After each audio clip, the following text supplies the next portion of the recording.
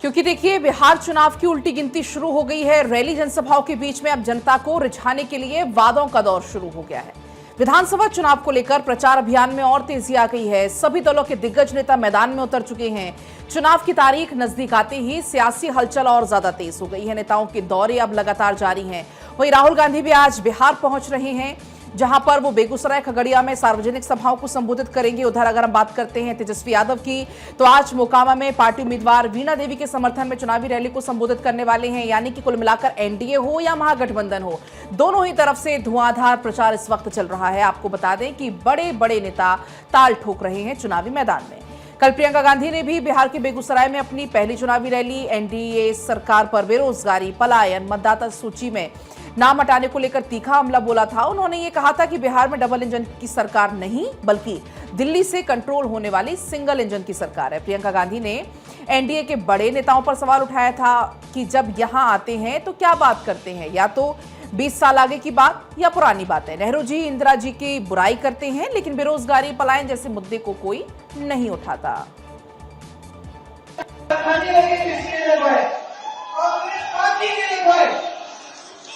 Congress party के लिए जो आईआईएम है, आईआईटी है, एम्स किसने बनवाए? जवाहरलाल नेहरू ने बनवाए।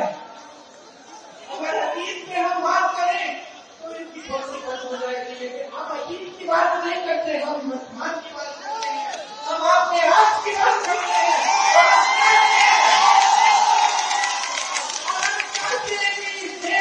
एक एक नौजवान, एक एक बेटी खड़ी हो अपने अधिकार को अपने हाथों में ले और इस देश के निर्माण में भागीदार बने। तो देखिए, बैक टू बैक आज महागठबंधन की भी रैली होने वाली है। अब आपको बताते हैं कि राहुल गांधी की रैली कहां-कहां होने वाली है। बीते दिन यानी कि कल प्रियंका गांधी ने जहां-जहां रैलियां की थी उसका भी हम जिक्र करने वाले, लेकिन अगर आज का हम जिक्र करें तो देखिए राहुल गांधी भी बैक टू बैक कई रैलियों को संबोधित करने वाले हैं। खगड़िया में भी राहुल गांधी की रैली होने वाली, इसी के साथ साथ बेगूसराय में भी जनसभा को वो संबोधित करते नजर आने वाले हैं। और कल प्रियंका ने जहां एनडीए पर चुनावी हमले किए थे, तो वहीं आज राहुल गांधी इसे आगे बढ़ाएंगे। यानी कि राहुल गांधी करीब 11:50 पर हेलीकॉप्टर से बेगूसराय पहुंचेंगे और 1 घंटा 10 मिनट तक यहां पर रुकने वाले हैं। और इस दौरान राहुल गांधी बेगूसराय विधानसभा क्षेत्र से कांग्रेस प्रत्याशी अमिताभ भूषण के पक्ष में चुनावी रैली को संबोधित करेंगे। देखिए, बेगूसराय विधानसभा क्षेत्र में 13 प्रत्याशी चुनावी मैदान में हैं, जिसमें एनडीए से बीजेपी के कुंदन कुमार, कांग्रेस से अमिताभ भूषण, जनसुराज से सुरेंद्र कुमार सहनी, आप से डॉक्टर मीरा सिंह और बहुजन समाज पार्टी से अब्दुल हक चुनावी मैदान में। इसी के साथ socialist unit centre of India से गौतम कुमार चुनावी मैदान में है। तेज प्रताप यादव की पार्टी जनशक्ति जनता दल से रामकृष्ण महतो और समता पार्टी से सुशील कुमार चुनावी मैदान में। और यहां पर राहुल गांधी चुनावी जनसभा को संबोधित करेंगे। कांग्रेस प्रत्याशी के पक्ष में वोट की अपील करते नजर आने वाले। इसके बाद राहुल गांधी खगड़िया पहुंचेंगे और आपको बताएं कि यहां कांग्रेस उम्मीदवार डॉक्टर चंदन यादव के समर्थन में दोपहर 1 बजे जेएनकेटी मैदान में जनसभा को संबोधित करेंगे। राहुल गांधी की जनसभा में वीआईपी प्रमुख मुकेश सहनी और आईआईपी के नेता एपी गुप्ता भी शामिल होंगे। लेकिन बिहार चुनाव को अगर महागठबंधन की तरफ से पूरे दमखम से कोई मैदान में उतरा है तो वो है तेजस्वी यादव, क्योंकि तेजस्वी यादव ताबड़तोड़ प्रचार प्रसार अभियान में जुट चुके हैं। देखिए, प्रचार अभियान खत्म होने तक तेजस्वी यादव सिर्फ 12 दिनों में लगभग 120 रैलियां कर चुके होंगे और ये 2020 के बिहार चुनाव में उनके अभियान की याद दिलाता है, जहां हेलीकॉप्टर लैंडिंग साइट से तेजी से रैली के मंच तक पहुंचते और जल्दी से अपना संबोधन पूरा करने के बाद वापस दौड़ते हुए दिखाई देते थे। इसी के साथ देखिए, आरजेडी के चुनाव चिन्ह वाली टी शर्ट पहने तेजस्वी ने शनिवार को रैलियों में अपने चुनावी भाषणों में विकास की कमी, शराबबंदी और विफलता, अलग अलग सरकारी योजनाओं में भ्रष्टाचार जैसे मुद्दों पर ध्यान केंद्रित किया। यानी कि इन तमाम मुद्दों पर उन्होंने संबोधन में जिक्र किया। तेजस्वी पर अब देखिए कि हर परिवार में सरकारी नौकरी देने के वादे पर जोर दे रहे हैं और कह रहे हैं कि बदलाव जल्द ही आने वाला है। पोस्टर, झंडे और होर्डिंग सब पर सिर्फ उनका चेहरा नजर आ रहा है। यहां तक कि पार्टी के घोषणा पत्र और बैनर पर भी एक ही चेहरा है। वहीं राहुल गांधी भी करीब 10 रैलियां कर सकते हैं, लेकिन महागठबंधन की रैलियों में इस वक्त ज्यादा डिमांड किसकी है, लोग राहुल और तेजस्वी की रैली को लेकर कितने उत्साहित है, इसके लिए आपको लिए चलते ग्राउंड जीरो पर। हमारे संवाददाता सर्वेश लगातार कनेक्ट है। सर्वेश, देर आए दुरुस्त आए, लेकिन महागठबंधन की भी बैक टू बैक कई रैलियां हो रही है। तो महागठबंधन को लेकर लोगों में किस तरह का रुझान है? देखिए, महागठबंधन में जिस तरीके से तेजस्वी यादव ने जो घोषणाएं की हैं, नौकरी देने की जो बात कही है, 1.25 करोड़ उन्होंने नौकरी देने की बात की है। इसके अलावा सीधे तौर पे देखा जाए तो हर परिवार के एक सदस्य को सरकारी नौकरी, पीडीएस कर्मियों के लिए उन्होंने योजना बनाई है, जीविका दीदियों को नियमित करने की बात उन्होंने की है, 30,000 रुपया सैलरी देने की बात की है, उनको बीमा का लाभ देने की बात कही है। उसके अलावा महिलाओं को 2500 रुपये हर महीने देने की बात कही है। तो ये तमाम जो घोषणाएँ हैं, एक तरह से लोगों में ये कौतूहल का विषय है। हालांकि तेजस्वी यादव ये अभी तक नहीं बता पाए हैं कि वो पैसा कहां से लाएंगे, फंड कहां से रेज करेंगे।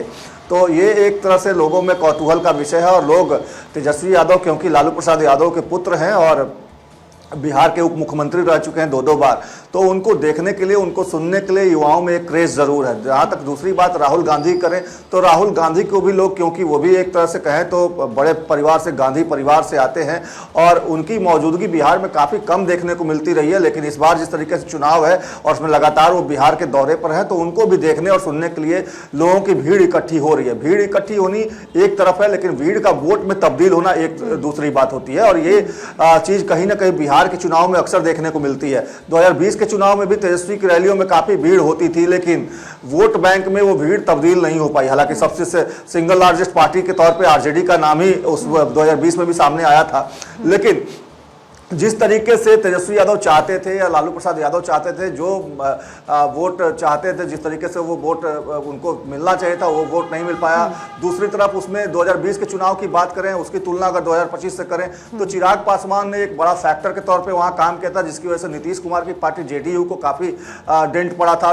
और इस बार जब चिराग पासवान साथ में है, एनडीए में शामिल है और एनडीए में मिलकर चुनाव लड़ रहे हैं, तो ऐसी परिस्थिति में अब एक तरफ देखने वाली बात होगी कि एनडीए के इस बार से महागठबंधन कैसे बच पाता है। क्योंकि उस वक्त तेजस्वी यादव को अगर वोट कुछ ज्यादा मिले थे, तो उसके पीछे कहीं ना कहीं चिराग पासवान थे। उन्होंने जेडीयू का वोट काटा था, जिसकी वजह से कई जगहों पे 2000, 4000, 5000 से कई प्रत्याशियों की जीत हुई थी। करीब 40 ऐसी सीटें थी जहां पे 5000 से कम अंतर से प्रत्याशियों की जीत हुई थी। तो ऐसी परिस्थिति में आप समझ सकते हैं कि इस बार का चुनाव थोड़ा अलग है। भले ही चुनाव में रैलियों में भीड़ जरूर हो रही है, लेकिन वो वोट बैंक में कितना तब्दील हो पाता है, ये देखना काफी ज्यादा दिलचस्प होगा। लेकिन देखिए, सबसे हम कह सकते हैं कि आज 2 रैली जो कि काफी ज्यादा इंटरेस्टिंग भी होने वाली है, इसलिए क्योंकि आज अनंत सिंह के भी गढ़ में चुनावी हुंकार भरने वाले तेजस्वी, और दूसरी रैली जो है वो महुआ में, जहां से उनके बड़े भाई तेज प्रताप यादव चुनावी मैदान में। तो जाहिर तौर पर ये जो 2 रैली है वो काफी ज्यादा महत्वपूर्ण भी हो जाती है।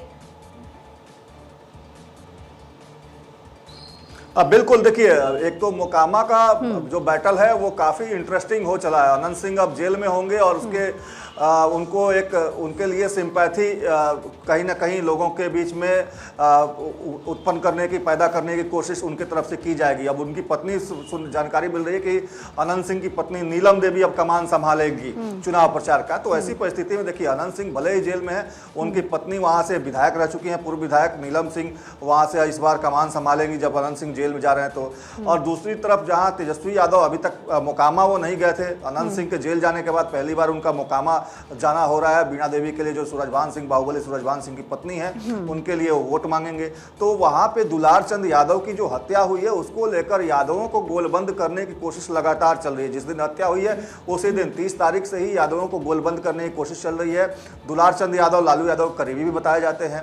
तो एक तरह से कहा जाए तो दुलार चंद यादव की हत्या के मामले को वहां उछालेंगे तेजस्वी जरूर। और जहां तक बात महुआ की करें, तो महुआ में मुकेश रोशन, जो वर्तमान विधायक है आरजेडी से, उनके खिलाफ तेज प्रताप यादव, तेजस्वी यादव के बड़े भाई वहां से मैदान में है। तो निश्चित तौर पे अब तेजस्वी यादव किस तरीके से वहां वोट मांगते हैं, ये भी देखना दिलचस्प होगा, और जनता कितनी उन पे भरोसा करती है। क्योंकि तेज प्रताप यादव जहां भी जा रहे हैं, तेज प्रताप यादव को सुनने के लिए भारी संख्या में भीड़ उनको भी सुनने के लिए मौजूद रहती है। तो ऐसी परिस्थिति में अब उस चीज को कैसे टार्निश करेंगे, कैसे टारगेट करेंगे तेजस्वी, यह भी देखना दिलचस्प होगा। ठीक है सर्वेश, बहुत बहुत शुक्रिया इन तमाम जानकारियों के लिए।